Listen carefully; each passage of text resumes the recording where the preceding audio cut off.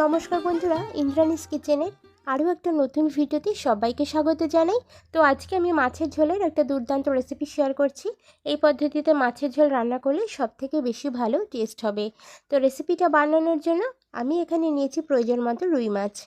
আমি আজকে রুই মাছ দিয়ে রেসিপিটা বানিয়ে দেখাচ্ছি, তবে আপনারা যে কোনো মাছ দিয়ে কিন্তু এই রেসিপিটা বানিয়ে নিতে পারেন। তো দেখুন, প্রথমে মাছগুলোকে আমি ম্যারিনেট করে নেব, আর তার জন্য এতে অ্যাড করে দিয়েছি পরিমাণ মতো নুন, হলুদ আর সামান্য পরিমাণ কাশ্মীরি রেড চিলি পাউডার। নুন, হলুদ আর কাশ্মীরি রেড চিলি পাউডার দিয়ে মাছটাকে হাত দিয়ে খুব সুন্দরভাবে আমরা মেখে নেব। এভাবে হাত দিয়ে মেখে নিলে মশলাগুলো কিন্তু পারফেক্টভাবে মাছের মধ্যে প্রবেশ করবে। এইভাবে হাত দিয়ে মেখে মাছটাকে ম্যারিনেট করে 3 থেকে 4 মিনিটের জন্য রেস্টে রেখে দেব। তারপরে আমরা সরাসরি চলে যাব কড়াইয়ের কাছে। ওভেনে আগে থেকে আমি একটা কড়াই বসিয়ে দিয়েছিলাম, আর কড়াইটা যখন খুব ভালোভাবে গরম হয়ে যাবে তাতে সরষের তেল অ্যাড করে দিয়েছিলাম। এখানে 2 টেবিল স্পুন পরিমাণ সরষের তেল আমি দিয়েছিলাম, আর তেলটা যখন খুব সুন্দরভাবে গরম হয়ে যাবে সেখানে আমি মাছগুলোকে অ্যাড করে দেব।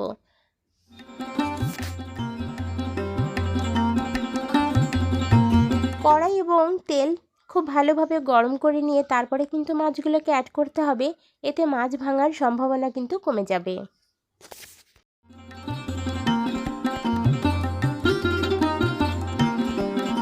মাছের একটা পিঠ খুব সুন্দরভাবে ভাজা হয়ে গিয়েছে।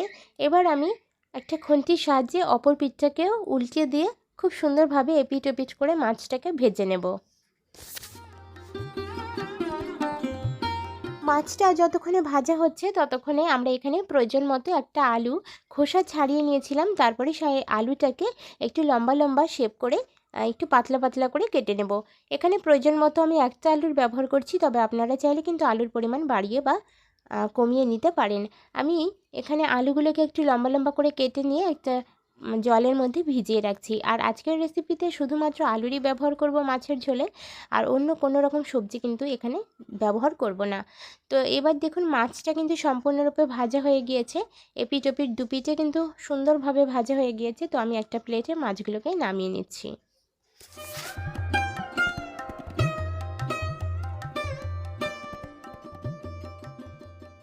মাছ ভাজার পরে যে তেলটা অবশিষ্ট ছিল সেই তেলের মধ্যেই আমি কেটে রাখা আলুগুলোকে অ্যাড করে দিচ্ছি।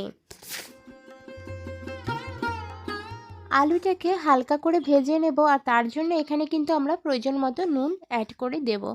হলুদের ব্যবহার করার প্রয়োজন নেই, যেহেতু মাছের মধ্যে আমরা হলুদ দিয়েছিলাম সেই তেলটার মধ্যে কিন্তু হলুদটা রয়েছে, যার জন্য হলুদ না দিয়ে শুধুমাত্র নুন দিয়ে আমরা এই আলুটাকে ফ্রাই করে নেব। তবে আলুটা ফ্রাই করে নিলে আজকের রেসিপিটা খেতে কিন্তু দুর্দান্ত হবে। তো হালকা করে একটু হলেও আলুটাকে একটু ভেজে নিতে হবে। তো দেখুন, আলুটাকে কিন্তু 2 থেকে 3 মিনিট নাড়াচাড়া করে ভেজে নিয়েছি। এবার আমি আলুটাকে তুলে নিচ্ছি।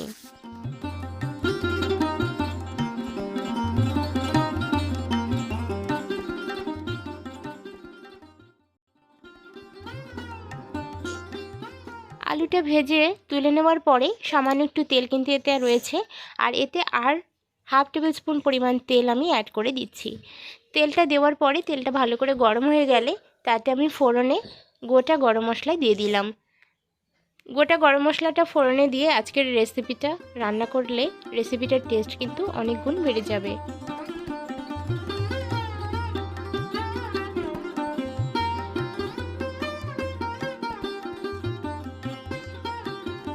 ফোড়নটা নাড়াচাড়া করে নেওয়ার পর যখন খুব সুন্দর একটা মিষ্টি গন্ধ ছাড়বে তখন এখানে কুচিয়ে রাখা পেঁয়াজ আমি অ্যাড করে দিচ্ছি।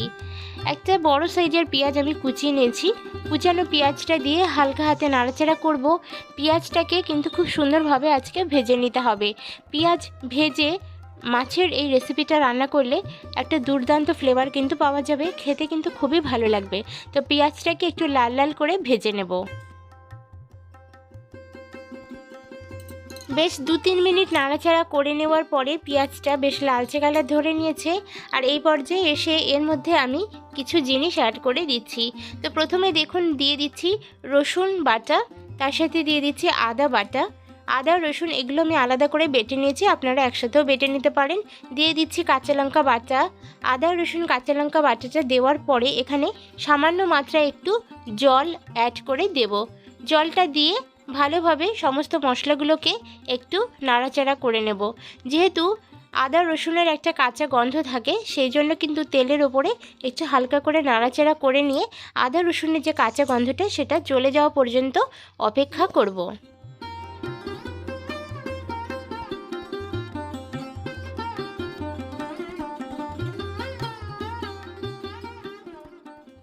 এদিকে আমি একটা ছোট্ট বাটির মধ্যে 1/4 টেবিল স্পুন পরিমাণ হলুদের গুঁড়ো নিয়েছি। একই সাথে নিয়ে নিচ্ছি 1/4 টেবিল স্পুন পরিমাণ জিরের গুঁড়ো। একই পরিমাণ নিয়ে নেব ধনিয়া গুঁড়ো। এখানে গুঁড়ো মশলাগুলো খুবই কম মাত্রায় ব্যবহার করছি। 1/4 টেবিল স্পুন পরিমাণ কাশ্মীরি লাল chilli powder. Kashmiri red chilli powder খুব সুন্দর একটা কালার আনবে, সেই কারণে কিন্তু ব্যবহার করা হচ্ছে। সামান্য একটুখানি জল অ্যাড করে দিয়ে মশলাটাকে খুব সুন্দরভাবে মিশিয়ে নেব একটা চামচের সাহায্যে। এইভাবে গুঁড়ো মশলাগুলোকে একটু ভালোভাবে আলাদা করে যদি জলের মধ্যে মিশিয়ে নেওয়া যায় এবং 2 থেকে 3 মিনিটের জন্য ভিজিয়ে রাখা যায়, তাতে করে যে রেসিপিটার টেস্ট কিন্তু দ্বিগুণ বেড়ে যায়। তো সেই কারণে কিন্তু এইভাবে আলাদা করে একটু গুঁড়ো মশলাগুলোকে ভিজিয়ে নিলাম। এবার দেখুন এদিকে আমার মশলাটা কিন্তু অনেকটাই কষানো হয়ে গিয়েছে, আর এই পর্যায়ে এসে গুঁড়ো মশলাটাকে আমি অ্যাড করে দিচ্ছি। সামান্য পরিমাণ জল অ্যাড করে দেব এবং গুঁড়ো মশলাগুলোর সাথে ওই আদা রসুনের মশলাটাকে আবারও 2 থেকে 3 মিনিট তেল ছাড়া পর্যন্ত কষিয়ে নেব। কিছুক্ষণের মধ্যে মশলা থেকে দেখুন খুব সুন্দরভাবে তেল কিন্তু ছেড়ে দিয়েছে, আর মশলা থেকে তেল ছেড়ে দেওয়া পর্যন্ত অপেক্ষা করতে হবে। মশলা থেকে তেল ছেড়ে দিলে মশলার যে কাঁচা গন্ধটা সেটা কিন্তু চলে যায়।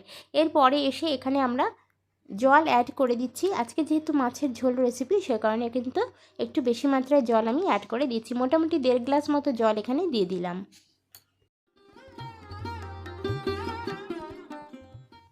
জলটা অ্যাড করার পরে অপেক্ষা করব ঝোলটা এরকমভাবে ফুটে ওঠা পর্যন্ত। তো ঝোলটা দেখুন পারফেক্টভাবে একদম ফুটে উঠেছে। এই পর্যায়ে এসে এর মধ্যে ভেজে রাখা আলুগুলোকে প্রথমে অ্যাড করে দিচ্ছি।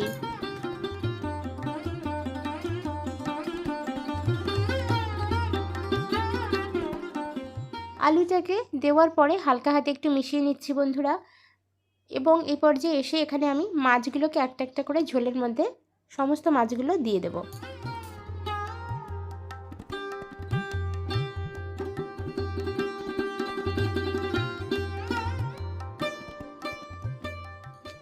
আলু এবং মাছটা ঝোলের মধ্যে দেওয়ার পরে হালকা হাতে একটু মিশিয়ে দিচ্ছি। আর এবার আমি কুক করে নেব লো টু মিডিয়াম ফ্লেমে। ঢাকনা চাপা দিয়ে মোটামুটি 5 মিনিটের জন্য আমি ঢাকনা চাপা দিয়ে রেখে দিচ্ছি। ফিরে আসছি 5 মিনিট পরে। ঝোলটা যতক্ষণে কুক হচ্ছে ততক্ষণ আমরা অন্য ওভেনে একটা ছোট্ট বাটি বসিয়ে দিয়েছি। এখানে আপনারা চাইলে তড়কা প্যান নিয়ে নিতে পারেন। তো বাটির মধ্যে আমি সামান্য পরিমাণ জিরে, গোটা সাদা জিরে দিয়ে দিচ্ছি, আর দিয়ে দিচ্ছি গোটা ধনিয়া। গোটা ধনিয়া আর গোটা জিরে একসাথে দিয়ে আমি জিনিস দুটোকে একটু রোস্ট করে নেব, হালকাভাবে একটু ভেজে নেব বন্ধুরা। আর এই ভাজা দুটো জিনিসকে আমি শিলনোড়াতে বেটে নেব। আপনারা মিক্সিং জারেও একটা সুন্দর মিহি পেস্ট বানিয়ে নিতে পারেন। তো ঢাকনাটা খুলে এই সময় আমি এর মধ্যে ভাজা মশলাটাকে অ্যাড করে দেব। ভাজা মশলাটা আমি হাত দিয়ে বেশ সুন্দরভাবে ছড়িয়ে সমস্ত ঝোলের মধ্যে ছড়িয়ে দেব। আর ভাজা মশলাটা এখানে প্রায় 1/2 টেবিল স্পুন পরিমাণ আমি দিয়েছি। ভাজা মশলা যদি এক্সট্রা হয়ে যায় সেটা কিন্তু আপনারা স্টোর করে রাখবেন, পরবর্তী সময় ব্যবহার করে নেবেন। তো ভাজা মশলাটা দেওয়ার পরে টেস্ট করে দেখলাম যে নুনটা একটু কম লাগছে, তো সেই কারণে সামান্য পরিমাণ নুন আমি এখানে আরও অ্যাড করে দেব। অবশ্যই কিন্তু একটু নুনটা চেখে দেখবেন। তো নুনটা সামান্য পরিমাণ আমি অ্যাড করে দিলাম বন্ধুরা। আর তারপরে কিন্তু গ্যাসের ফ্লেমটাকে বন্ধ করে দিয়েছিলাম। নুনটা দেওয়ার পরে গ্যাসের ফ্লেমটাকে বন্ধ করে দিয়েছিলাম। আর আজকের রেসিপিটা কিন্তু গরম গরম ভাতের সাথে পরিবেশন করেছিলাম। খেতে দুর্দান্ত হয়েছিল। তো আজকের রেসিপিটা আপনাদের কেমন লাগলো আমাকে কমেন্ট সেকশানে জানাতে ভুলবেন না। ভালো লাগলে অবশ্যই একটা লাইক করার অনুরোধ রইল। আর এরকমই নতুন নতুন রেসিপি দেখার জন্য আমার চ্যানেলের পাশে থাকার অনুরোধ রইল। দেখা হচ্ছে নতুন কোনো ভিডিওর সাথে। ততক্ষণের জন্য সকলে খুব ভালো থাকুন, সুস্থ থাকুন। ধন্যবাদ।